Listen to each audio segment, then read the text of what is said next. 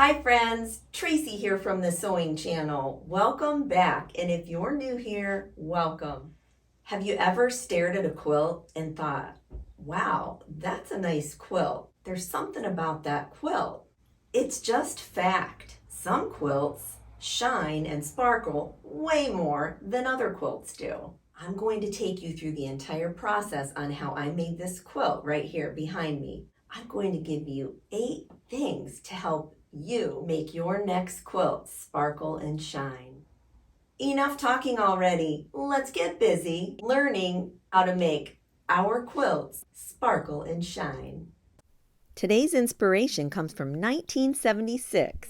I snagged this beautiful flat sheet from my Goodwill for $4.99. One way that I'm going to make my quilt stand out is by having a color wheel with windows in it. I'm not going to bother myself with all the info that's on this color wheel. I just want the windows with the colors on them. I'm only going to concern myself with the blue and the orange palette, and I'm going to cover up the rest of the colors so they don't bother me. Here I'm laying that tiny window over top of all of my fabrics. I want to make sure that it sits within that color range somewhere from dark to light, since I'm going to have a gradient of colors. Once you focus in on that color wheel within the window, you can really tell whether or not your fabrics all go together or not. I hate guessing, and you know what? This color wheel window takes all the guesswork out for me, and it will you too. Let's take a look at the blues. Aren't they beautiful? I did start with navy as my darkest and worked all the way down to the light, and even though that pin dot is a navy on white, it still works. Let me show you real quick how to make any size hexie that you'd like. I'm going to fold my 10-inch by 10-inch squared piece of paper in half. Then I'm going to fold the bottom to meet that center line. Then I'm going to flip it around and fold the other bottom up to meet that center line. Turn your paper so the lines are going up and down. At that center line, you're going to crease that right-hand corner upwards to meet that right-hand line, just like you see me doing here, and then do the same to the left. Turn your paper around and do the same exact folds that you just did on the other side, making sure that those bottom corners reach the line. Fold your paper in half the other way now. Find the center and crease up, just like you see me doing, making sure that now that bottom right corner meets that line yet again. Do that on both sides. Be sure to mark the X at all 4 intersections. Once you've marked your X's, then it's time to draw a line on both sides, X to X. Now cut the entire hexagon out. Find the center of the hexagon line and then draw a 1/4 inch seam allowance all the way down. Then cut the line that you just made. Throw out that other piece of paper and yay, you've just made a half hexie. From top to bottom, my half hexie measures 4.5 inches, so I'm going to cut out some 4.5 inch colored strips. Using the template I just made, I'm going to put marks at the top and bottom of this fabric. Line up the ruler from top to bottom and slice on both sides. Now all hexagons are at a 60-degree angle, but I like the template because I don't have to try to put my ruler up on the line every single time. If you have a lot of hexies to cut out in one color, you can cut at width of fabric and it will make one big long strip. And you can save a bit of waste by opening up that strip and cutting it end to end, just like you see me doing here in the video.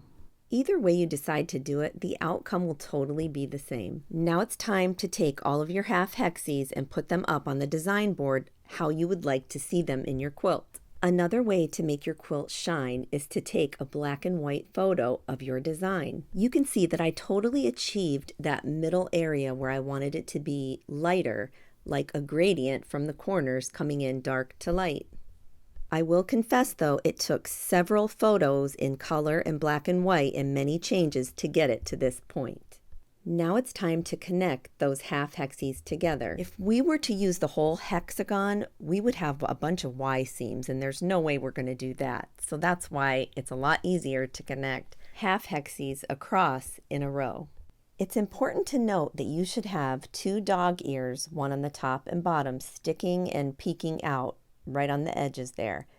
Now where I'm pointing is where that needle goes right in. If you go right at that crossways where the 2 fabrics meet, you will have a perfect 1/4 inch seam allowance all the way down. Finger pressing at the sewing machine always makes it easier when we get to the pressing stage. Connecting the rows together is really easy. Just match up those dog ears together and pin, and then sew all the way down a 1/4 inch seam allowance. I sewed row 1 and 2 together, put it on my design board, and then I sewed row 3 and 4 together, and that's how I lined mine up first on my board. After finger pressing at the machine, I did take it to my ironing station to give it a good hot press. I wall basted my last quilt, and I'm going to wall baste this one too. I find that it's surprisingly very easy to do. Who knew? As a side note, I wanted to let you know that I did leave all of my dog ears on every single block that I sewed. It didn't really seem bulky at all as I sewed them in, and it really wasn't in the end.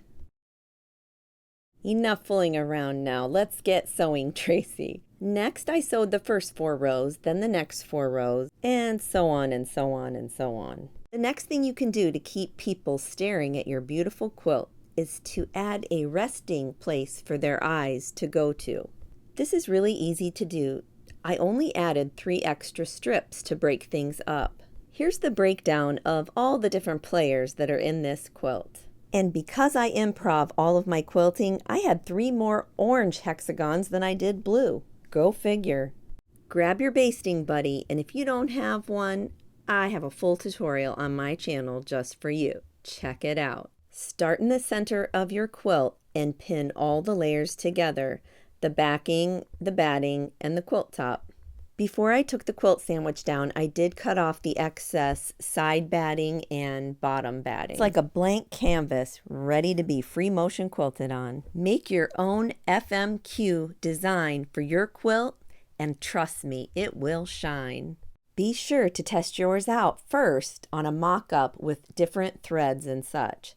I didn't like how that one turned out, so I chose all white thread in the end. Using the lid from my basting buddy, I measured out perfectly circles in every single center of my hexagons. It's good to always put straight lines where you're going to be doing ribbon candy so that you can keep them nice and straight as you free motion quilt.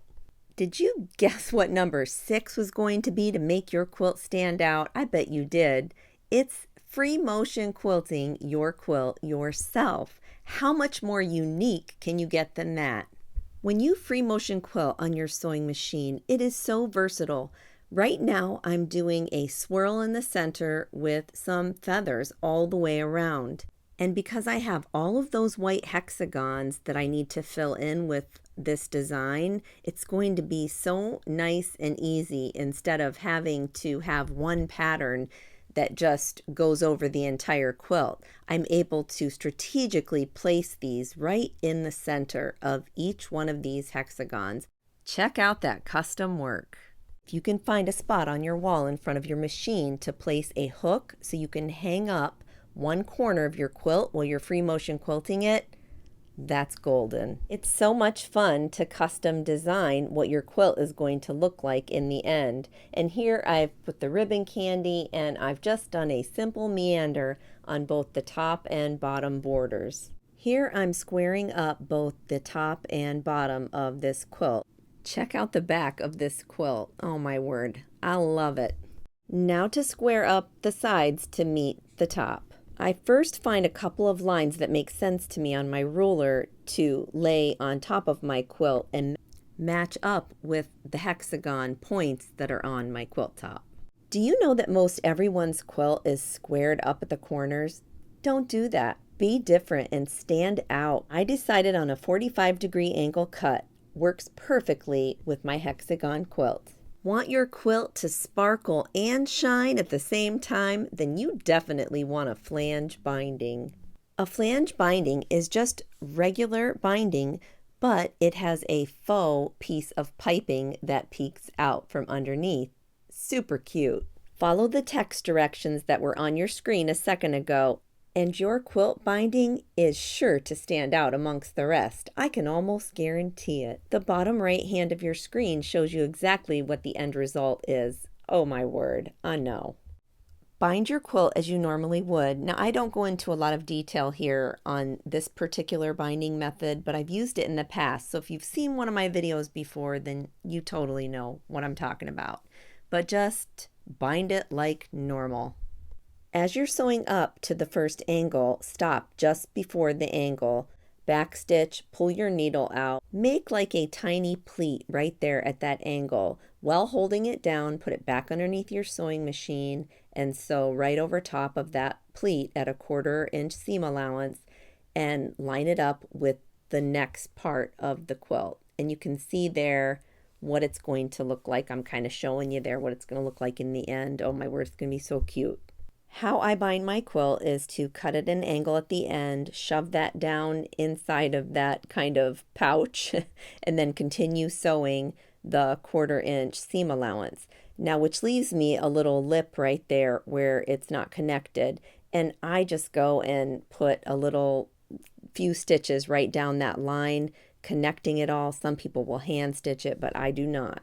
Now it's time to lift that beautiful binding from the back over to the front and sew right in the ditch, right where that faux piping is, where they connect right there. That's where you're going to sew.